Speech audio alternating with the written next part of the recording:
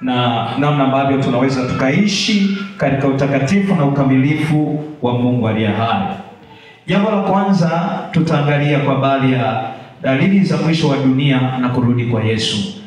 Dalili za mwisho wa dunia na kurudi kwa Yesu. Unajua Biblia inasema sisi sio wa usiku, sisi ni wa mchana. Ikiwa na maana ya kwamba tukikaa vizuri na Mungu ana uwezo wa kutufunulia hata ule mwisho. Na Mungu amekwisha kutufunulia kupitia neno lake. Kwa sababu neno lake ni unabii ambao umebeba habari za mambo yaliyopita, yaliyopo na yale yajayo. Kwa hiyo mwanzo na mwisho wote uko katika maandiko matakatifu.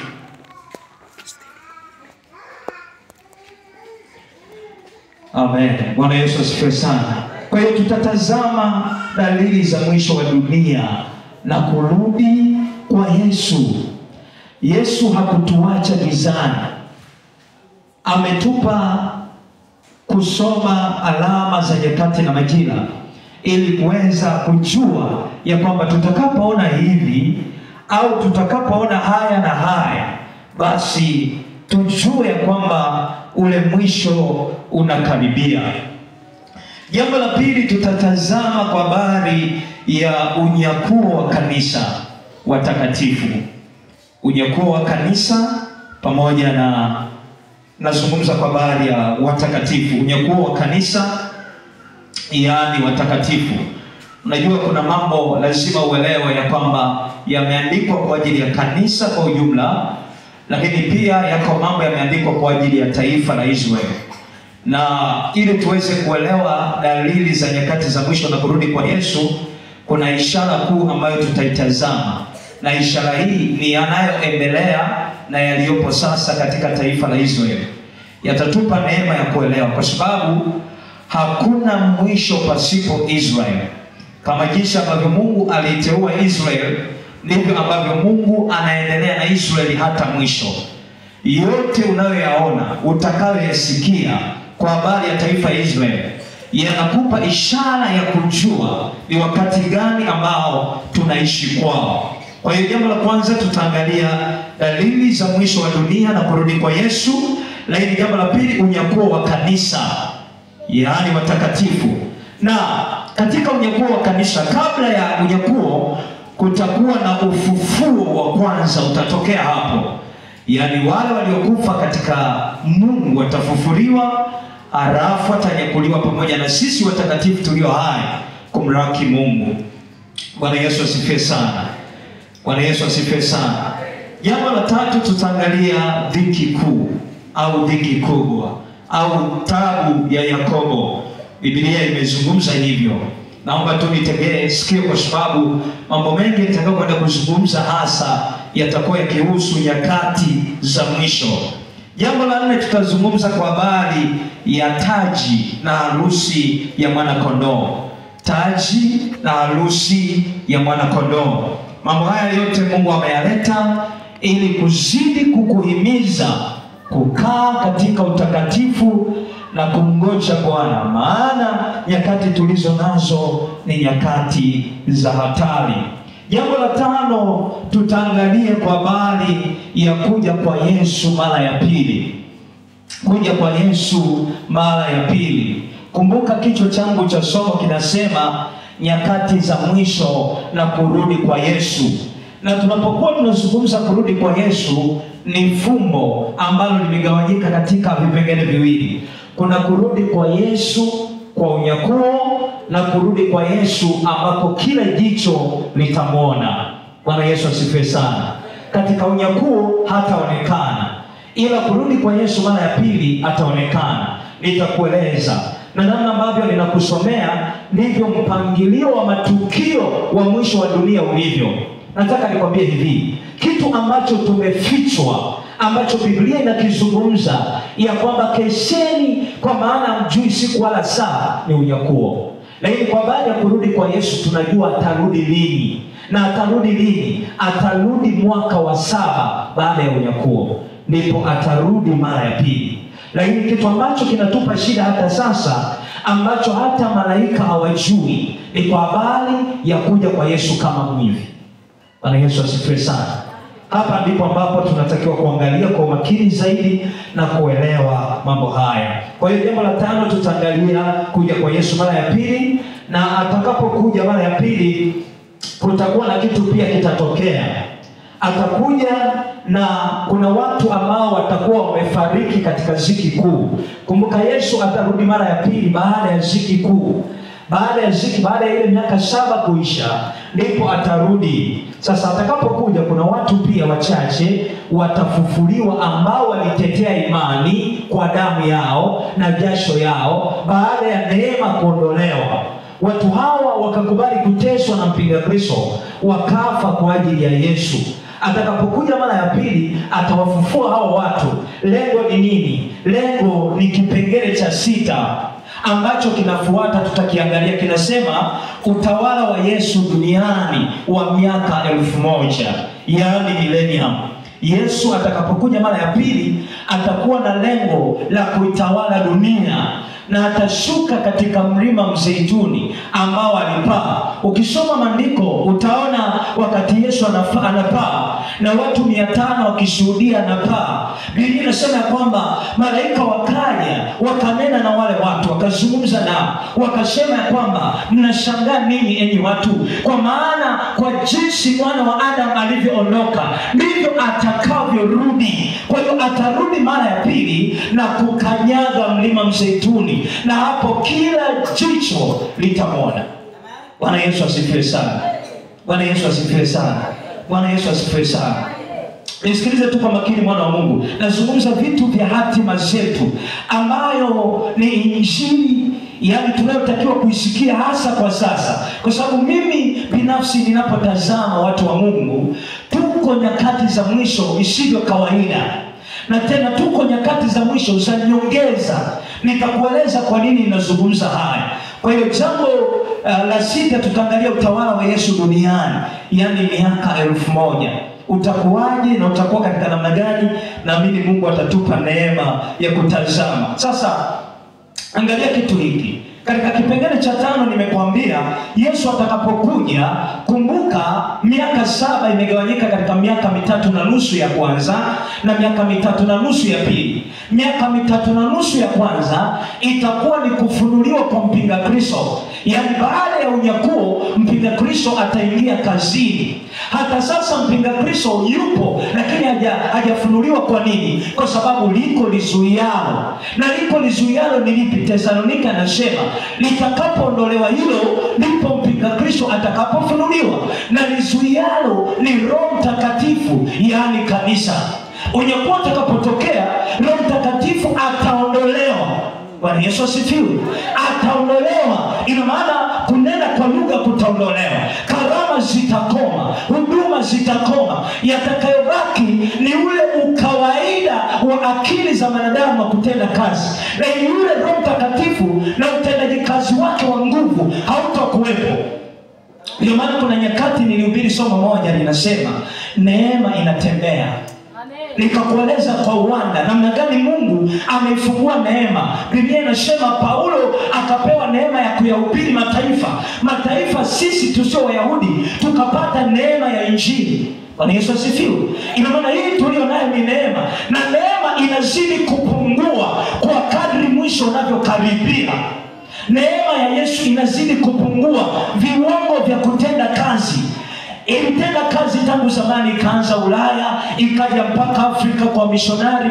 Leo hii neema inapungua kanisa hata kanisa, na sasa iko kwa mtu hata mtu, na baadaye itatoka kwa mtu, itarudi kwa taifa la Israeli.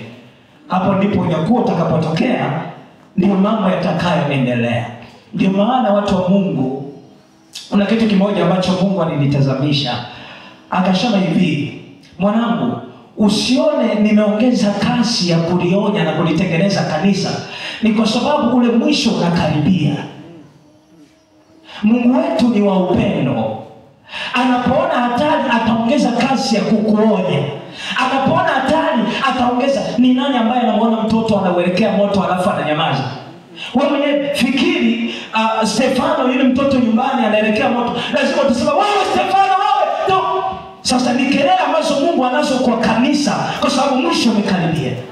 Hawezi kunyamaza kwa sababu anaiona hatari mbele yetu.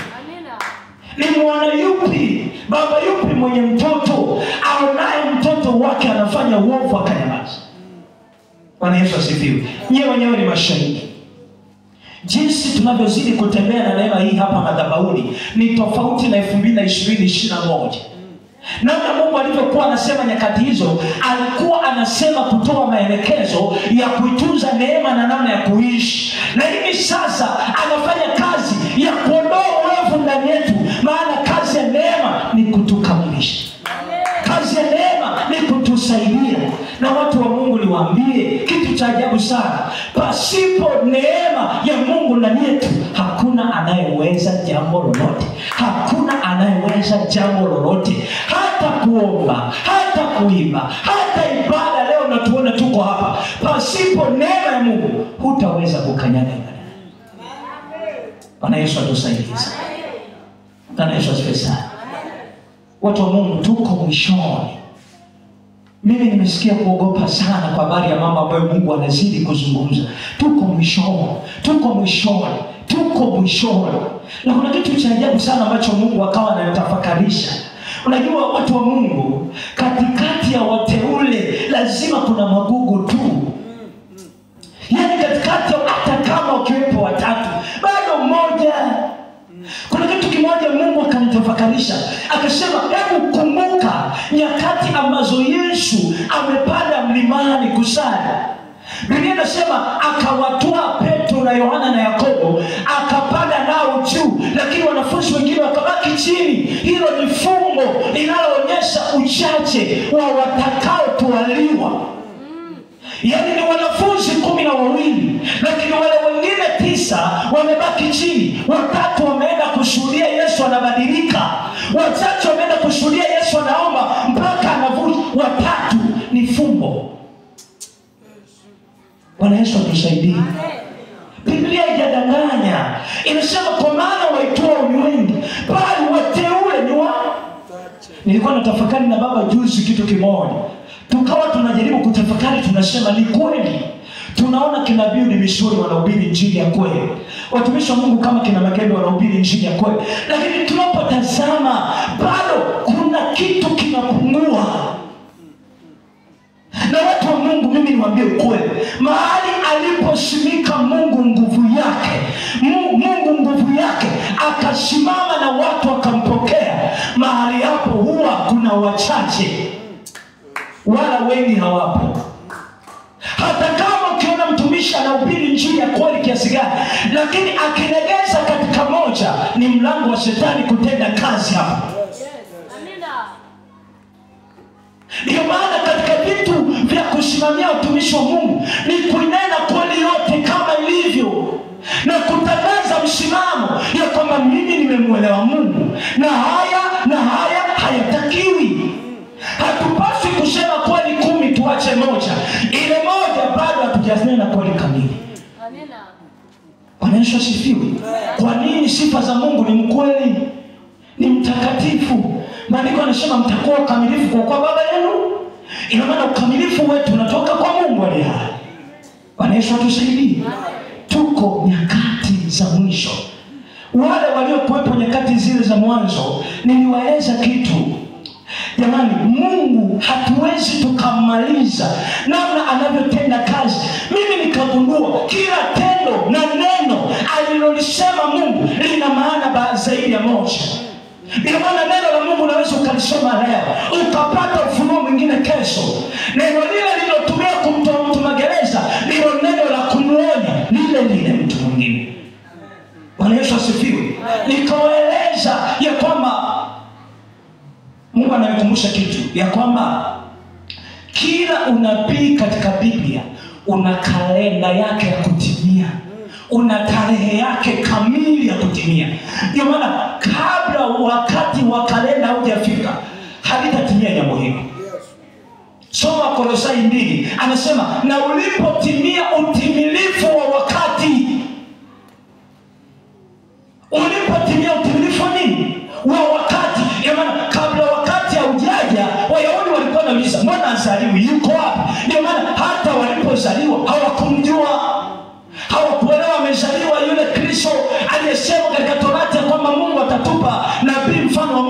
hawakuelewa. Kwa hiyo hata matukio ya nyakati za mwisho yana tarehe na kalenda yake. Ndio maana usishangae watu wanaopiga kelele wanasema tangu zamani mnahubiri Yesu anarudi hajarudi. Utimilifu utakapofika lazima jambo lile litimie. Bwana Yesu asifiwe sana. Ni huruma za Mungu kwamba tuangamie, kwa kuwa fadhili zake zadumu milele. Kwa hiyo Yesu atakaporudi mara ya pili, kumbuka Israeli kutakuwa kunaendelea na vita, kwa sababu miaka 3.5 ya kwanza mpinga Kristo atafanya agano la amani na Israeli, na mwishoni mwa miaka 3.5 mpinga Kristo atasimamisha sanamu yake katika hekalu la 3 la Israeli, na hilo ndilo chukizo la uharibifu.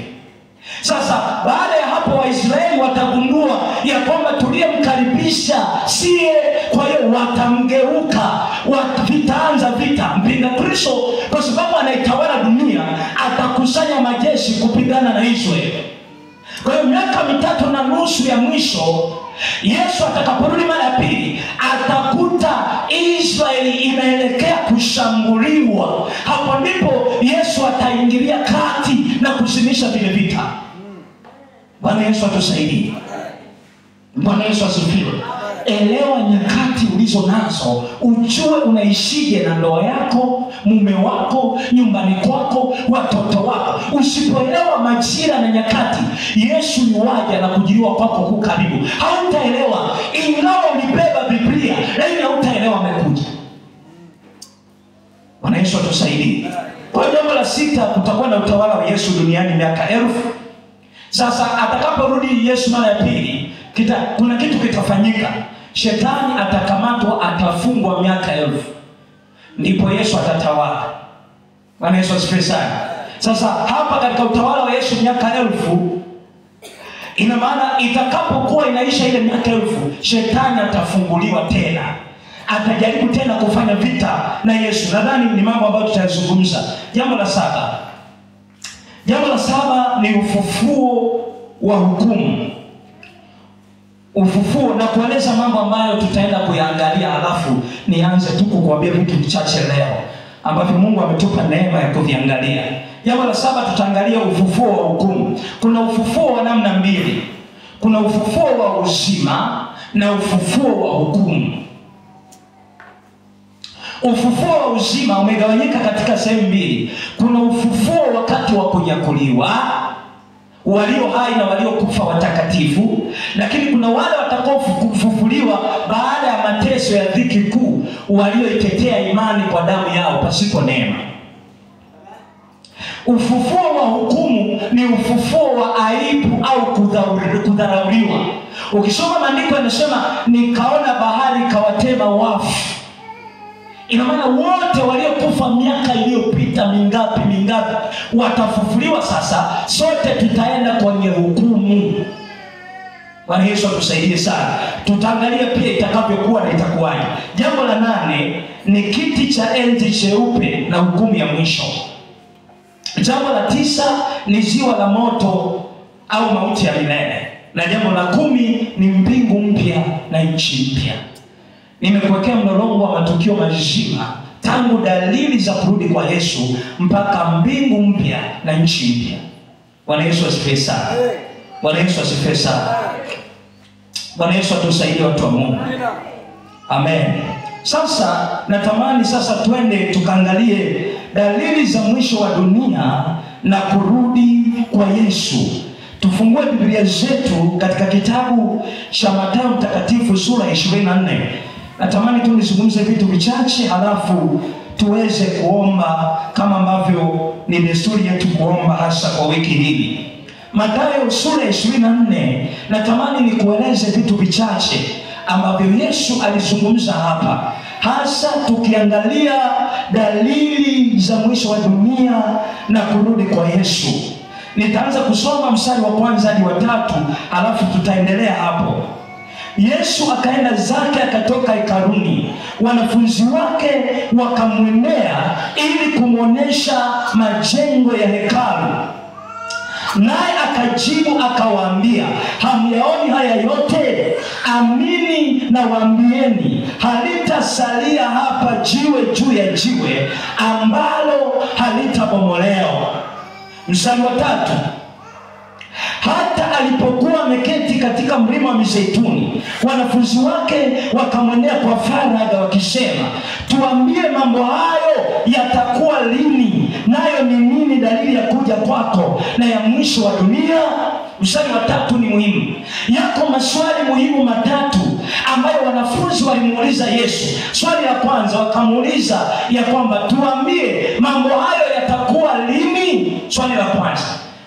Swali la pili, nayo ni nini dalili ya kuja kwako? Dalili ya kuja kwako. Swali la 3, na ya mwisho wa dunia. Ina maana kuna dalili za kuja kwa Yesu na dalili za mwisho wa dunia. Ndio maana nimekuambia nyakati za mwisho na kurudi kwa Yesu. Sasa tuanze kujibu swali moja moja. Tuanze na swali la kwanza ambao wanafunzi walimuuliza, wanasema, mambo hayo yatakuwa lini? Naomba nisikilize tu vizuri, mtu wa Mungu. Mambo hayo yatakuwa lini? Nataka tufafanue ni mambo yapi ambayo wanafunzi walimuuliza Yesu kwamba yatakuwa lini, ili tuweze kupata. Turejee mstari wa 2 au tuanze wa kwanza. Yesu akaenda zake, akatoka hekaluni. Ina maana Yesu alikuwa hekaluni. Wanafunzi wake wakamwendea ili kumwonyesha majengo ya nini? Ya hekalu. Yaani ni sawasawa na Yesu alikuwa humu ndani na wanafunzi, alafu akatoka hekaluni. Lakini wanafunzi wake wakamwendea kumwonyesha yaani majengo ya hekalu. Hili ni hekalu lile ambalo lilikuwa limejengwa mara ya pili. Nitakueleza hapo mwanzoni, na nitakueleza namna ambavyo haya mahekalu yanaonyesha pia nyakati za mwisho na kurudi kwa Yesu.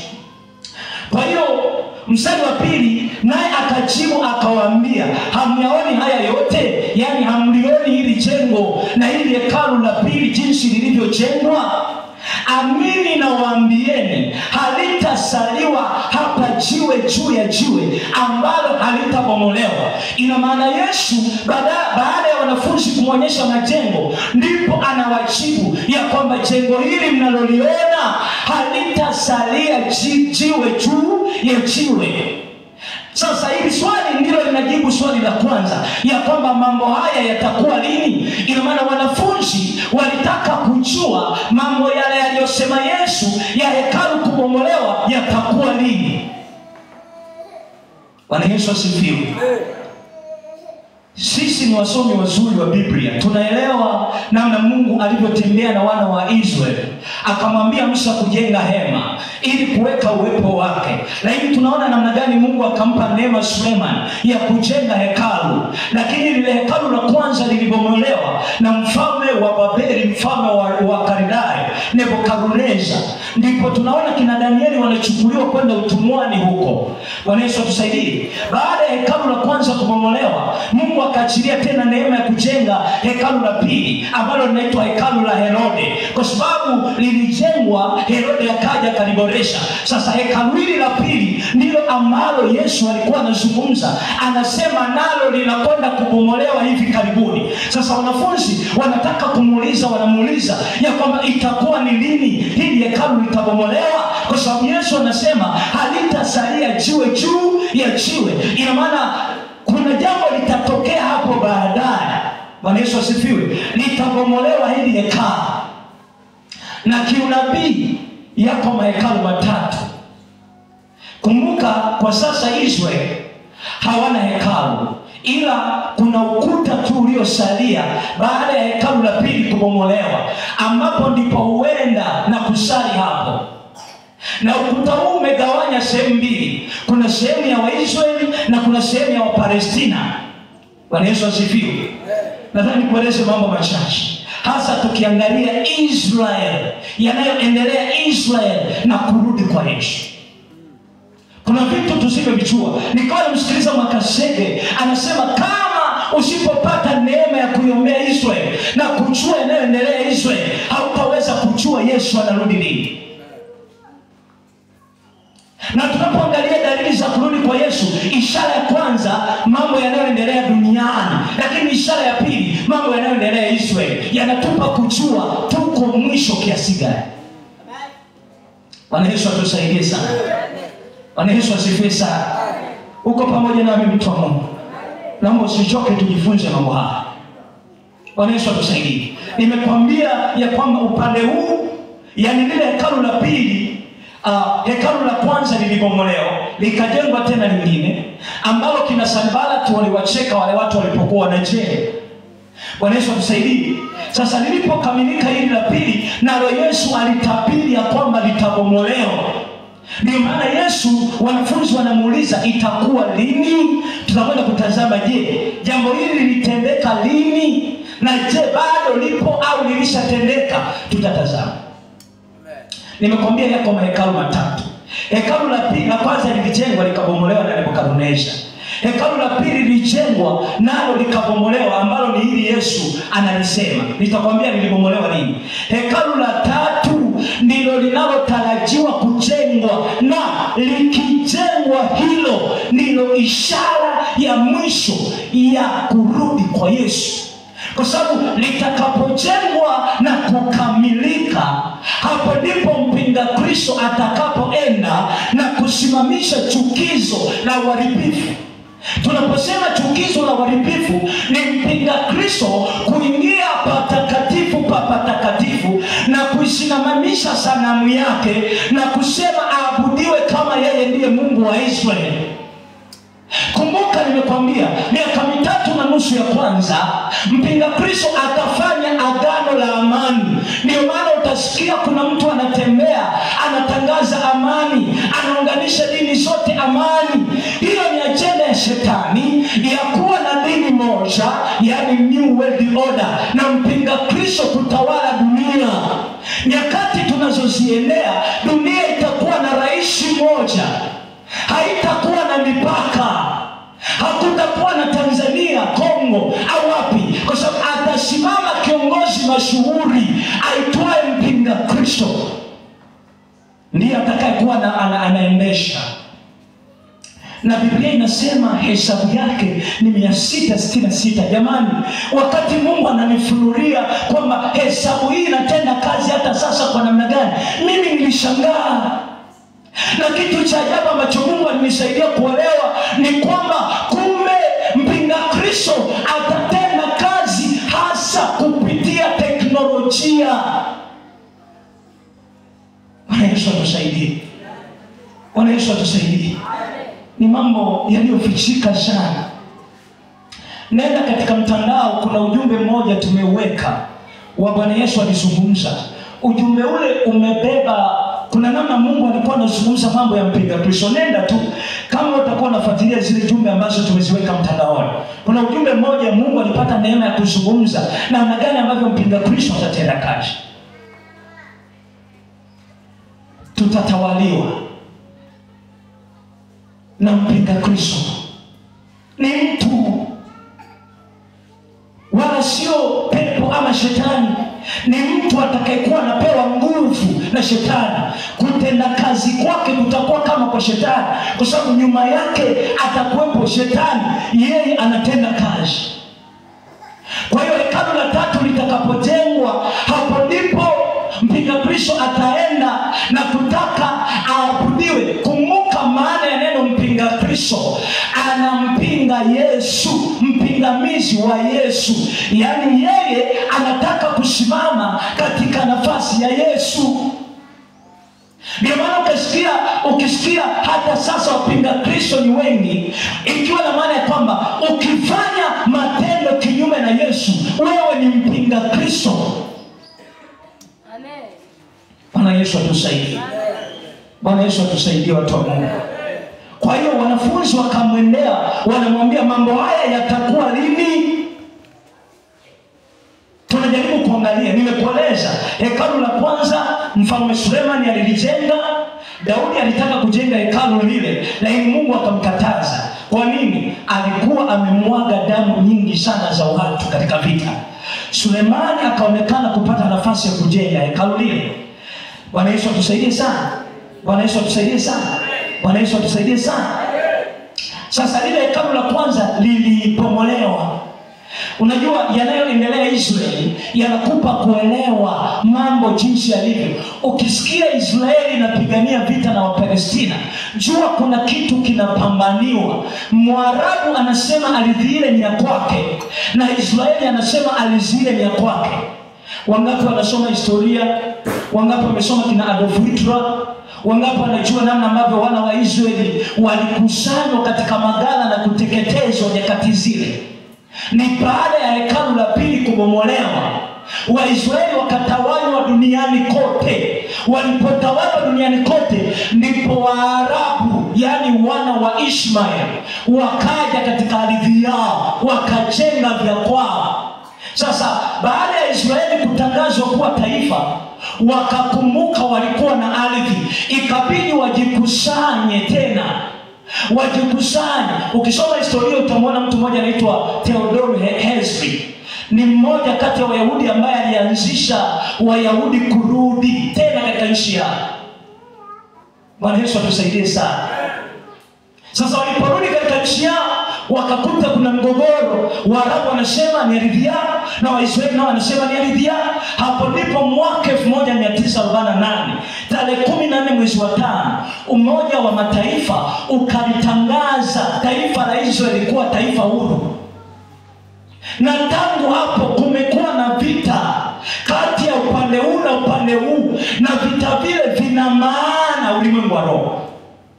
Na hata chochote kinachoendelea ulimwengu wa roho hata sasa huko, kinatupa jicho kutazama kanisa. Na nataka nikusaidie, nilipokuwa nafuatilia Israeli na namna wanavyozidi kuendelea, nikagundua hata sasa wamekwisha fanya maandalizi ya kujenga hekalu la 3. Na hii ni hatari. Wamekwisha fanya maandalizi kabisa. Wamekwisha andaa makuhani watakaohudumia hema. Wamekwisha andaa ng'ombe wa sadaka watakaotolewa sadaka. Na kitu kimoja tu kinasubiriwa kwa sasa. Na nataka nikwambie kitu hiki ndicho kinaleta vita. Israeli inataka msikiti uliojengwa mahali palipokuwa hekalu la kwanza na la pili, waliojengwa Waarabu, ubomolewe, na ni lazima ubomolewe. Hapo ndipo litajengwa hekalu la 3.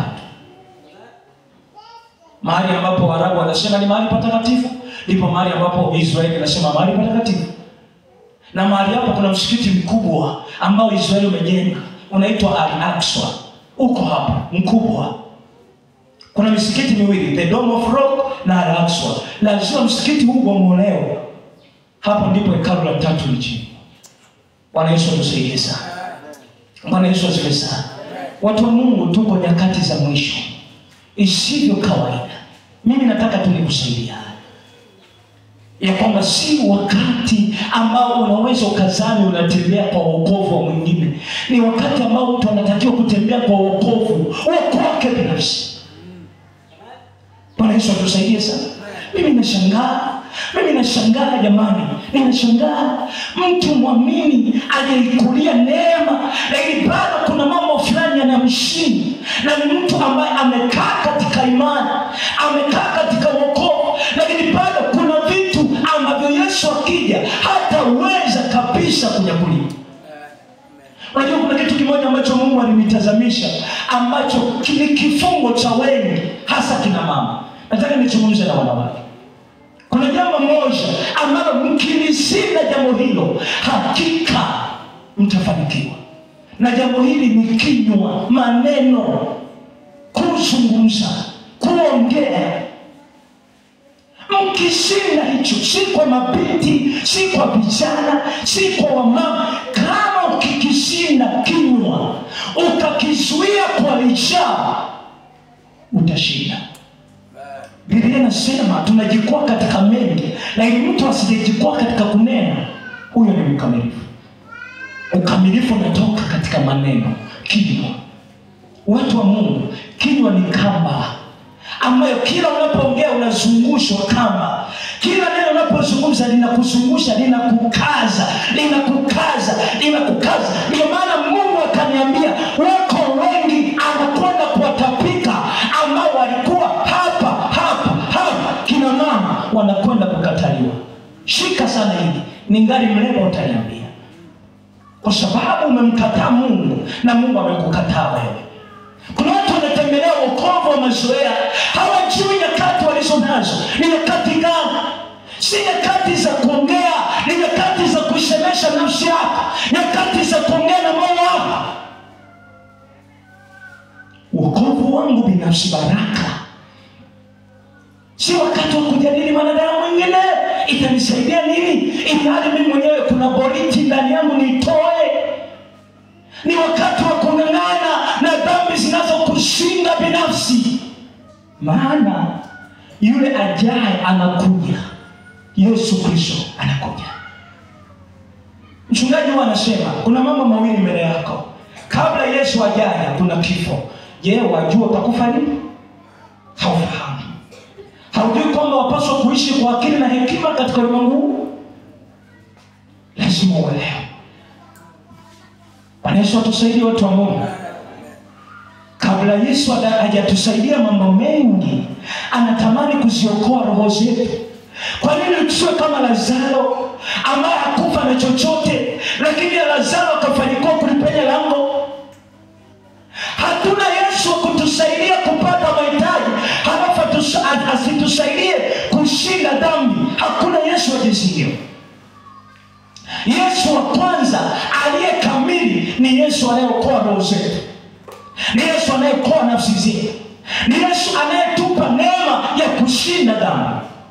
Ndio maana watu wa Mungu, hata kama tukitafuta yote tukayapata, lakini hatima zetu zikiwa mbaya, hakuna maana ya maisha. Hakuna maana ya kuitwa baraka. Hakuna maana ya kusoma. Hakuna maana ya kuwa mama. Hakuna maana ya kuwa na familia. Hakuna maana. Ndio maana Mungu kazi yake, Biblia inasema atakapokuja Yesu atausafisha sana wanawake, na ni kazi alionayo sasa. Yesu ameshika pepeto, anatamani kuona mtu ni nani ameponeka, ni nani nimsaidie hili. Na nimegundua ili Yesu akusaidie, anaangalia utayari wa kusaidiwa. Maana wako wengi hata kama umsaidie, akishakataa amekataa, hatapata msaada. Hatapata msaada. Bwana Yesu atusaidie sana. Mambo haya yatakuwa lini? Wanafunzi wakamuuliza Yesu. Tunaposoma habari za historia na unabii, jambo hili alilosema Yesu la hekalu kubomolewa lilitokea mwaka wa 70 baada ya Yesu kupaa, ambapo majeshi ya Kirumi chini ya kamanda Tito yalienda na kuzunguka Yerusalemu, yakauvamia Yerusalemu, yakausuru Yerusalemu, yakaubomoa. Yesu anaposema halitasalia jiwe juu ya jiwe, hekalu la Mungu lilikuwa limejengwa kwa dhahabu, kwa vitu vya thamani. Kwa hiyo baada ya kubomolewa, wale Warumi sasa wakaanza kazi ya kutoa jiwe, kutinua jiwe juu ya jiwe ili wachukue zile dhahabu, na hapo ndipo ikatimia halitasalia jiwe juu ya jiwe. Kwa hiyo jambo hili ambalo Yesu alisema limekwisha tokea, na hapa Yesu alikuwa anazungumza nao wakati ule, hawakuelewa ya kwamba itakuwa ni lini. Na ni mwaka wa 70 baada ya Yesu kupaa, Warumi wakaenda wakavamia, wakalibomoa hekalu la pili. Ndio maana nakwambia hata sasa Waisraeli hawana hekalu, ila wana masalia ya ukuta ambao hapo ndipo wanaenda na kupeleka sala zao.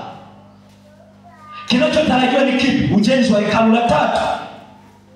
Na ujenzi huu utakapotokea, utakapokamilika, yani ukisikia kwamba Israeli imekamilisha hekalu, basi ni hatari kwetu, kwa sababu yamkini huenda tayari unyakuo utakuwa umetokea ama bado, lakini ni ishara mbaya, kwa sababu hekalu hilo ndilo mpinga Kristo atakalofanya kazi. Watu wa Mungu, tunaishi nyakati za hatari sana. Hapa nazungumza ishara katika taifa la Israeli.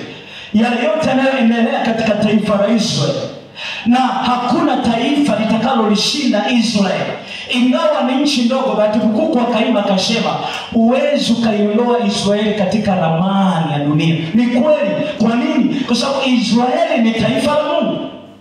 Na usidharau Israeli ukasema walimkataa Mungu wale. Sikiliza, ni afadhali ungemshukuru Mungu kwa kuwa kukataa kwao kumekuwa neema kwako. Amen. Wasingekataa usingekuwa na wokovu. Biblia inasema Mungu aliwapiga upofu wao ili sisi tuone.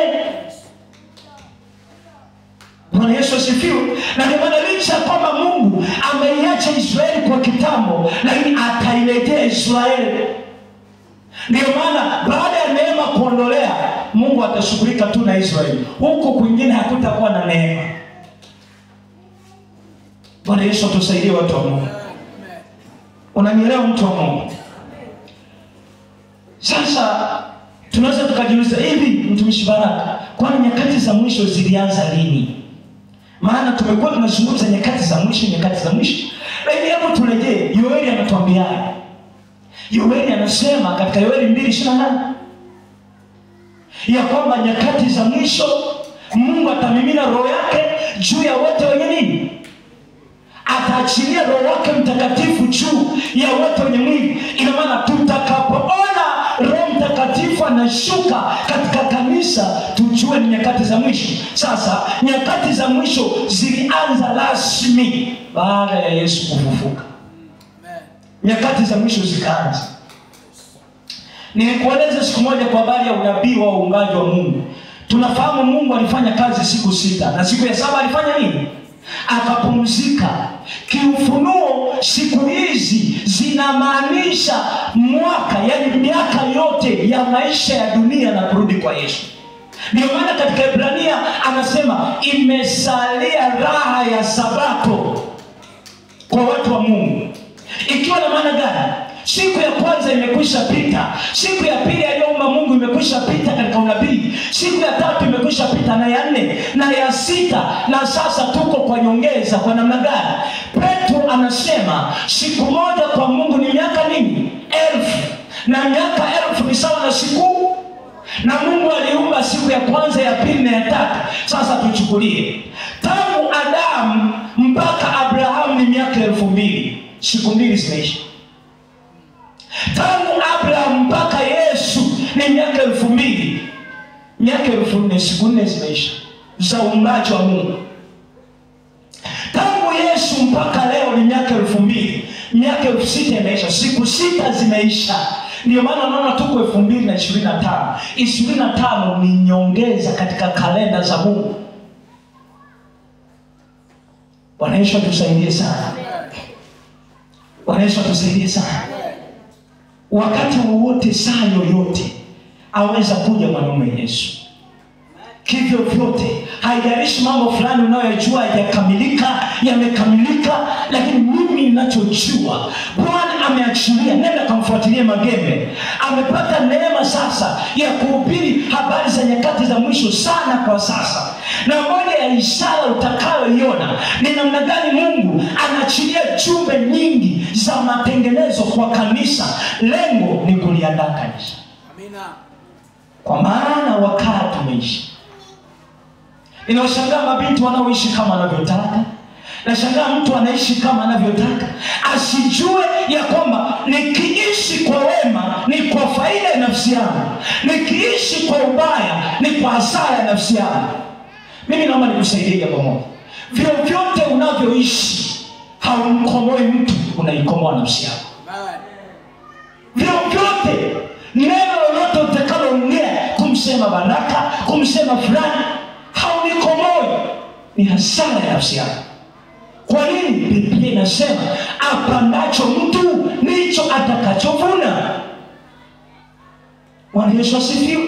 Lakini kama mwanadamu angejua nikijiepusha na dhambi ni kwa faida yangu, kila mmoja angelijiepusha. Unajua ndio maana watu wanazani wokovu ni wa Mungu.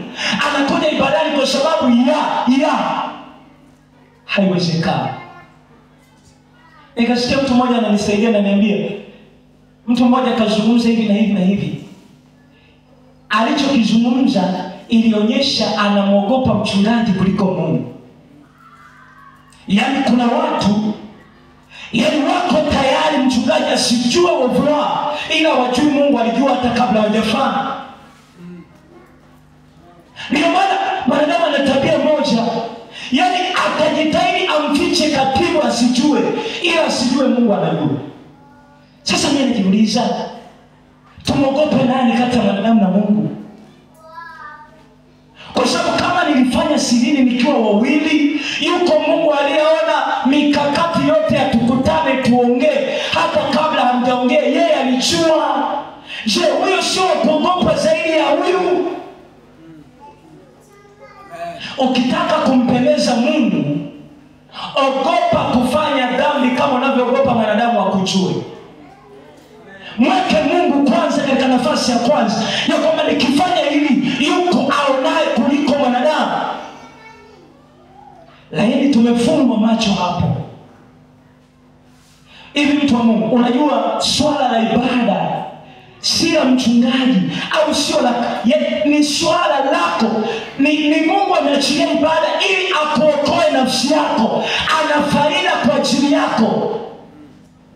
Ina maana hesabu ya kwamba nisipoenda ibadani nimetia hasara nafsi yangu, sijamkomoa mchungaji au Mungu. Hakuna anayeweza kubadili uungu wa Mungu hata siku moja. Biblia inasema wewe waamini ya kwamba Mungu ni mmoja, mashetani nayo yanaamini na kutetemeka. Bwana Yesu atusaidie sana. Ndio maana linapokuja swala la utumishi kwangu mimi Baraka, nikifanya kwa ajili ya mtu ni hesabu ni hasara, kwa sababu yuko Mungu asiyebadilika, ambaye nifanye nisifanye bado sitabadili uungu wake, ni yule yule. Jamani, maisha tunayoishi ni kwa faida yetu, sio kwa faida ya mtu mwingine. Hesabu tu hivi, ukizini umezini hasara ya nafsi yako. Ukisema uongo umeipa hasara, kama jinsi usivyotaka kufanya biashara ya hasara upate hasara, ndivyo ambavyo usitake hasara kwa ajili ya nafsi yako. Bwana Yesu atusaidie sana. Ujumbe mkuu, watu wa Mungu, tuko nyakati za mwisho. Bwana Yesu asifiwe sana. Tuko nyakati za mwisho. Kwa hiyo jambo la kwanza ambalo tumeliona, mambo haya yatakuwa lini? Hapa Yesu alikuwa anazungumza kwa habari ya kubomolewa kwa hekalu. Tukiendelea mstari wa 4, Yesu akajibu akawaambia. Sasa hapa Yesu anaanza kuachilia majibu ya maswali waliomuuliza wanafunzi. Kazi yetu ni kupata msaada wa Roho Mtakatifu, tuelewe Yesu alizungumza nini, kwamba alichokisema hiki alikuwa anajibu swali lipi.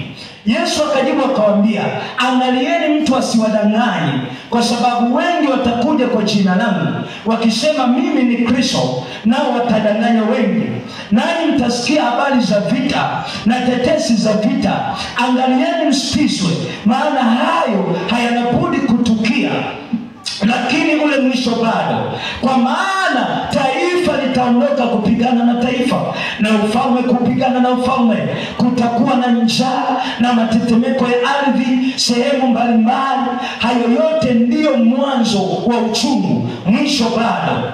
Mstari wa 9, wakati huo watawasaliti ninyi mpate dhiki, nao watawaua, nanyi mtakuwa watu wa kuchukiwa na mataifa yote kwa ajili ya jina langu. Ndipo wengi watakapojikwaa, nao watasalitiana na kuchukiana, na manabii wengi wa uongo watatokea na kudanganya wengi. Na kwa sababu ya kuongezeka maasi, upendo wa wengi utapungua, lakini mwenye kuvumilia hata mwisho ndiye atakayeokoka. Tena habari njema ya ufalme itahubiriwa katika ulimwengu wote kuwa ushuhuda wa mataifa yote. Hapo ndipo ule mwisho utakapokusha. Angalia mstari wa 15. Basi hapo mtakapoliona chukizo la uharibifu lile lililonenwa na nabii Danieli limesimama katika patakatifu, asomaye na afahamu. Ndipo walio katika Uyahudi na wakimbilia milimani, naye aliye juu ya dari asishuke kuvichukua vitu vilivyomo nyumbani mwao, wala aliye shambani asirudi nyuma kuichukua nguo yake. Ole wao wenye mimba na wanyonyeshao siku hizo. Ombeni ili kukimbia kwenu kusiwe wakati wa baridi, wala siku ya Sabato. Kuna kitu ambacho watu wengi wao wakielewi hapa. Biblia kuanzia mstari wa 15 hapa Yesu alikuwa anazungumza sasa kwa habari ya kubomolewa kwa hekalu. Anaposema ole wao wenye mimba na wanyonyeshao siku hiyo, anazungumza pande zote mbili. Anazungumza wakati huo chukizo la uharibifu litakapotokea, anawapa tahadhari. Yani hapa anazungumza na taifa la Israeli kuwaonya kwamba wakati huo kutakuwa na vita. Ndio maana anawaambia ya kwamba anasema katika mstari wa 17, naye aliye juu ya dari asishuke kuvichukua vitu vilivyomo nyumbani mwake. Anazungumza kwa habari ya vita itakayokuja baada ya mpinga Kristo kusimamisha chukizo la uharibifu katika hekalu. Maana baada ya hapo itatokea vita. Bwana Yesu atusaidie. Kwa kuwa wakati huo kutakuwepo dhiki kubwa ambayo haijatokea namna yake tangu mwanzo wa ulimwengu hata sasa, wala haitakuwepo kamwe. Na kama siku hizo zisingalifupizwa, asingeokoka mtu yeyote. Lakini kwa ajili ya wateule siku hizo zitafupishwa. Anaposema kwa ajili ya wateule, taifa la Israeli ni taifa teule. Ndiyo maana ziki kuu itadumu kwa muda wa siku 7, miaka 3.5 ya mwisho, yani siku 1260. Anasema kama siku zisingafupishwa, asingalikuwepo na yoyote lakini atakayeokoka. Lakini kwa sababu ya wateule siku hizo zitafupishwa. Bwana Yesu atusaidie sana. Kwa kuwa wakati huo kutakuwepo dhiki kubwa ambayo haijatokea namna yake tangu mwanzo wa ulimwengu hata sasa, wala haitakuwepo kamwe.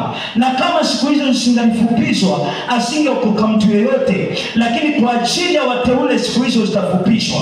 Wakati huo mtu akiwaambia tazama Kristo yupo hapa au yuko kule, msisadiki. Kwa maana watatokea makristo wa uongo na manabii wa uongo, nao watatoa ishara kubwa na maajabu wapate kuwapoteza ikiwezekana hata waliowateule.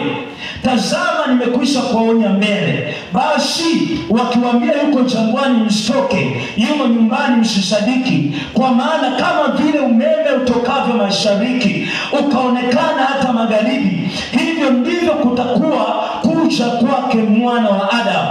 Kwa kuwa popote ulipomzoga ndipo watakusanyika tani. Hapa Yesu anazungumza kwa habari ya ujio wake mara ya pili baada ya dhiki kuu. Nataka nizungumze kitu hiki nimalizie kwa leo. Mstari wa 29, lakini mara tu baada ya dhiki ya siku zile, jua litatiwa giza na mwezi hautatoa mwanga wake, wa nyota zitaanguka kutoka mbinguni na nguvu za mbinguni zitatikisika. Ndipo itakapoonekana ishara yake Mwana wa Adamu mbinguni. Ndipo mataifa yote ya ulimwengu watakapoomboleza, nao watamwona Mwana wa Adamu akija juu ya mawingu ya mbinguni pamoja na nguvu na utukufu mwingi. Naye atawatuma malaika wake pamoja na sauti kuu ya parapanda, nao watakusanya wateule wake toka pepo 4, toka mwisho wa mbingu mpaka mwisho huu. Hapa tutazungumza hasa wakati tutazungumza kipengele nadhani cha 5 kwa habari ya ujio wa Yesu mara ya pili. Utaelewa zaidi mambo haya. Nataka nizungumze mstari wa 32 na 33. Basi kwa mtini jifunzeni mfano. Ni ishara ya taifa la Israeli. Anatuambia kwa mtini jifunzeni mfano. Anaposema mtini anamaanisha taifa la Israeli. Mtini umetumika katika Biblia kuwakilisha taifa la Israeli. Anataka tujifunze jambo. Ndio maana nimekwambia hapo mwanzo ya kwamba ili uweze kuelewa mambo ya nyakati za mwisho, lazima ulitazame taifa la Israeli kwa jicho la tatu. Bwana Yesu asifiwe sana. Basi kwa mtini jifunzeni mfano. Tawi lake likisha kuchipuka na kuchanua majani, mnatambua ya kuwa wakati wa mavuno uko karibu. Sentensi hii ni kubwa sana, ina maana kubwa sana. Nisikilize. Nimekwambia anaposema mtini anamaanisha taifa la Israeli. Anasema tawi lake likiisha kuchipuka na kuchanua majani. Sasa nisikilize.